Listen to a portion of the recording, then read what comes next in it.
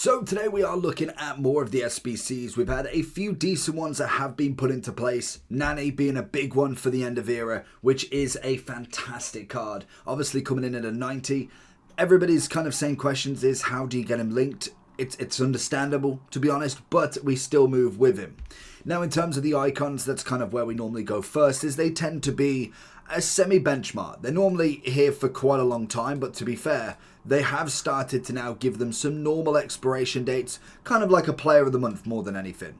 We have got now the first few that are starting to go as well. So if we do look at the icons, you've now got Veron that's got 17 days. Zanetti is going to be the first one that is going to go in 6 hours. We then have Xabi Alonso in 8. Cruyff's only got 13 days left. 16, 18, 23 and 24 for the brand new Ultimate Succession Baggio. Now he must have came out literally the day that I did the tier list, because I'm pretty sure he was out very a long time ago it seems. But a 92 rated nonetheless, 448k.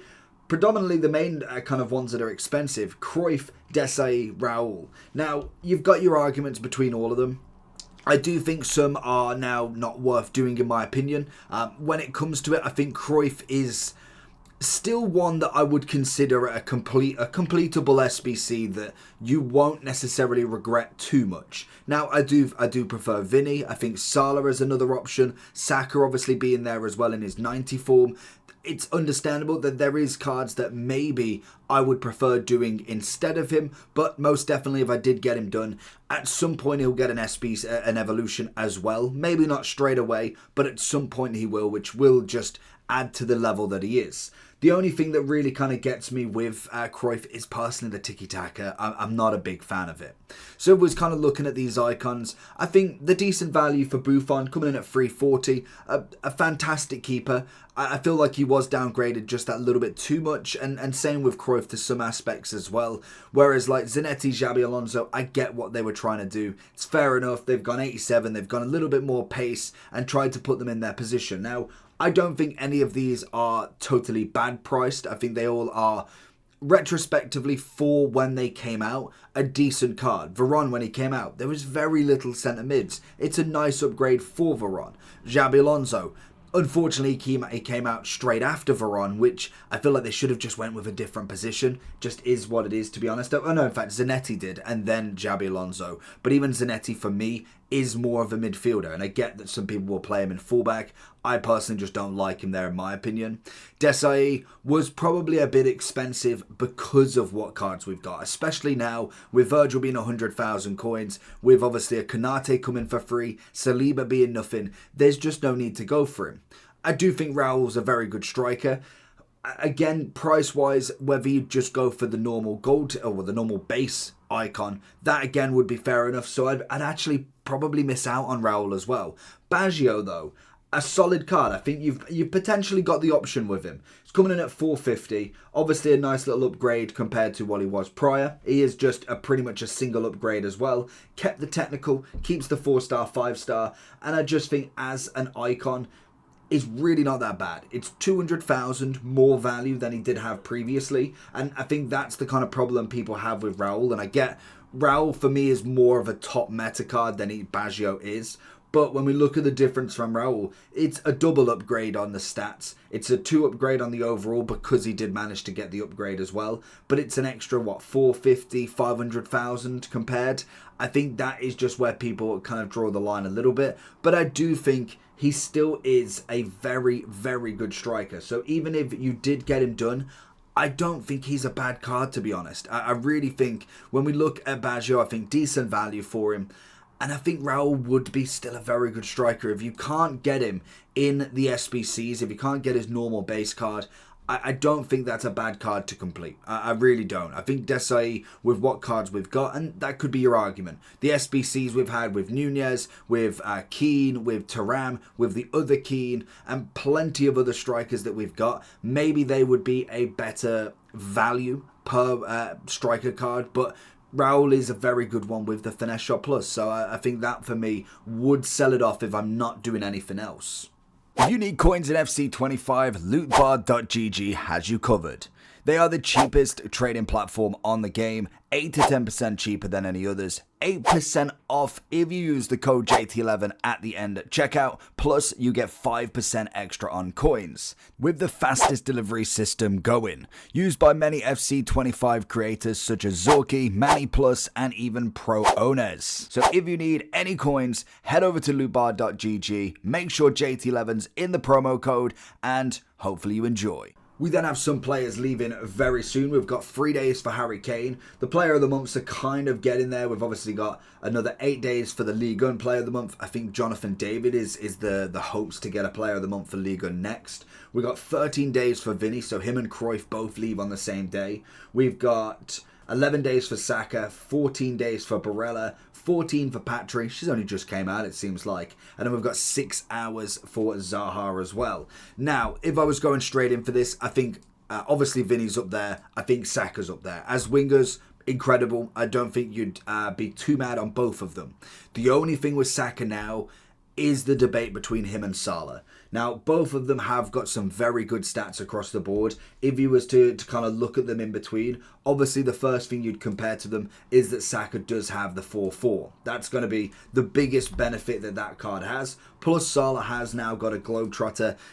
It just is what it is, whether it was in there prior or not. But that's going to be the first comparison. Stat-wise, pace is the same, shooting's the same. Saka wins on the passing. He then wins on the dribbling as well. And physicality, not really worth the weight in gold. The main thing with Salah personally that I do rate on Salah is that Salah's body type, just how he plays, tends to always win. No matter what right wing he's come up against in the Prem, he normally is the one that you choose. And normally, Saka's the one that you don't. And that just speaks volumes to just every year that Saka's had such a good card. Salah's always been that one better, unfortunately. So whether you'd argue that this Saka is better than this Salah, both of them have got the finesse shot, so both of them have got the same playing field. It's a very interesting one to see which one you'd personally go for. Now, I do think both of them are incredibly good to complete. Regardless of which one you choose, I don't think there's necessarily a bad option. Both have the finesse, they're very similar in how they play, and they both stack up really nicely. Now, obviously, Salah's coming in at 450, which is still a very good price, and Saka is coming in at 709. That would be the only thing that could deter me from Saka if you wanted, that you are paying a little bit more, and especially if we are trying to do a Vinny or a Cruyff until the end they come out, maybe then going for a Salah that's got a little bit longer to complete could be the option. It most definitely could be. When we look at Zaha, I think for me, he's more kind of just a decent value more than anything. I think Barella, always a fantastic card if you want to complete him, especially if you are running an Italian or Serie A team. I think he's absolutely wonderful in that role. Harry Kane, I think is cracking value as well. He's coming in at 129. Now, obviously, he's got himself, is it the chip shot or is it the finesse for this one? He got the finesse on this one. Did he ever? No, he always had finesse. I don't know why I assumed he had chip shot. Is Lewandowski who's got that? Regardless, still an absolutely beast of a striker. To be honest, I think you could argue that he could be a must complete. I think with the evolutions where they're going, he is a brilliant striker. Just take away the pace and just look at the card in general. This is a phenomenal card that you can get. You could even get the road to the knockout and get him at 82 pace for 530. And then obviously we've got that one to hold up to. Will he get into the team of the year? Nobody knows, but maybe. Probably not.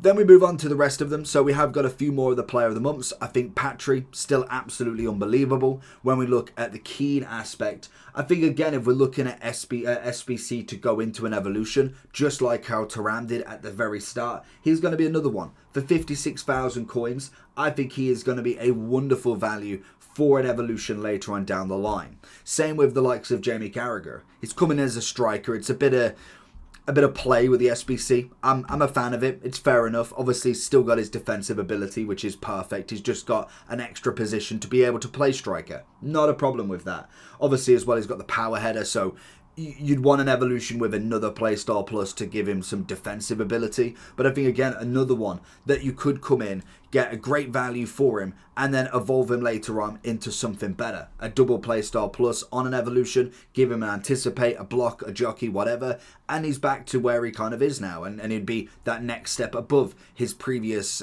prime hero or whatever it is. So it's a very interesting card nonetheless. I like that they've gone with a little bit of flair with their SBC. Keane's always been a very good striker, and hopefully with the amount of evolutions that we've had, we continue that throughout the whole of the game, and it really does give you a very broad spectrum to go with when it comes to evolutions, because there has been a very big upgrade for evolutions this year. They may not be all of them incredible, but I will give them credit that they've gone really into that aspect, and I think it's just adding a different design to the game when it comes to playing with that evolution team. All we need now is a game mode for specific Evos. They're halfway there with the objective. Whether they give us a full mode that is just evolutions, that would actually be really cool to have. We still have quite a few of the winter wildcards. We obviously have got some that have actually expired, and I've completely forgot to take them out. We have got the likes of McTominay and Bellanova. They are non-existent now, so unfortunately they've just not been taken out. But we do have the other two now, which are coming in at 63,038. When we look at them again, like in terms of stats, very, very bog standard. They can obviously be upgraded. They're left wing, right wing, which is fair enough. Obviously, Sotil is going to be the one that I would prefer personally. He's got himself the long ball pass, interesting on a left wing, but can play centre. We then also have got the right mid, relentless plus. I'm just not feeling. So for me, I think it's quite an easy one that I'd kind of go up into that sort of value in my opinion. Both of them would be SBC storages realistically, because they're not necessarily groundbreaking cards. We've had a lot of right wings, we've had a lot of left wings as well, but then also we've had a lot of Serie A as well. There's so many options that we can go with here to go with, and most definitely we've had them all. We've had absolutely every one of them, so they're just going to be there for my opinion. I think Giroud is always going to be a fantastic one to get. I think he's an absolute must for the value of 42,000. The evolutions that could come about for him and potentially not get an upgrade later on, I think you must get him done at an absolute minimum. We then have got a Villa. He would kind of just go into the storage in my opinion. And I think if I've got Beasley in here again, honestly, sack the designer. We have not got Beasley in this SBC either, but we have got the remainders. So these are kind of the new ones that we've got and we haven't spoke about previously. So we've got the two Ultimate Successions. They're both going to come in at 34,000 for Lucas, and for Fleming, we're going to have 52,000. Press proven is what it is. I think stat-wise, looking pretty good in that centre mid role. It's a shame there's no incisive or long ball pass, as to be honest, I could kind of get behind that. Whereas then we've got Lucas, no playstyle plus, decent defensive ability, but I'd personally go with both of them just into the SBC storage in my opinion, because they're not going to take over anybody, unfortunately, without an Evo at a minimum. So that's personally where I'd go with them. We have got Dabina coming in with a Quick Step Plus. Always an interesting card. She's got the 5-5, 188,000. I think even last year, she definitely had some really nice cards. But by the point now, we don't really have her in the team, to be honest. We don't have many NWSLs in there anymore. I feel like until Smith or at least the Women's Team of the Year comes out and we get a few NWSLs in that, if we do, then that's going to be where she'd be kind of worth it. But even then, I'd probably say she's just a nice kind of rounded card. Nothing too crazy that I'd say go out and complete always. Which leads us to Nani. I think Nani is an absolute godsend of a card. It's a shame that, well, I'm hoping we do potentially still get another big upgraded for him, because unless we do him and then he gets an evolution, he's going to be 90. I really hope that he does get higher. Obviously, last year he managed to get his Team of the Year moments. It's just a shame that he didn't get the footies like the year before, and I'm hoping we do get a footies of him. I don't know with him having an end of era if that is going to be it, but I think at the minimum, just for the end of eras, they are normally worth completing. Now, Nani does have the 5-5, which is always nice. He's got the Trickster Plus. The main thing is going to be linking him, but plenty of Portuguese players, plenty of icons coming, and maybe a couple of the heroes as well. That would be personally where I'd be looking to get him linked in, or at the very minimum, just going for a super sub at the best. I think that could be a nice move for him. Whereas we do then have another winger. It seems to be very attacking orientated, this Globetrotters. But we have got Mahrez. Now, obviously, they do get extra links for being a Globetrotter. Stats-wise, I mean, it's not terrible. Like, he's had a lovely upgrade. There's 7s across the boards there, 3s on the end. Obviously, the dribbling and shooting, passing is going to be his main attributes. He has got a 5-star, 4-star also. So again, potentially another upgrade later on down the line. He did manage to get into the Saudi team of the season last year, and obviously was at Man City the year prior. A nice card. I think maybe kind of more towards I'd say a decent value more so than a must complete. I think he's a lovely card, but when you look at Saka, Salah, I think Nani can potentially play both. No, he can play left wing. There's so many cards that can play just everywhere. Unfortunately, I would say he's kind of one of the ones I could potentially miss out on. So let me know down below what you think. Let me know what SBC you're currently working on and who you are waiting for. But apart from that, make sure you like and subscribe. Peace.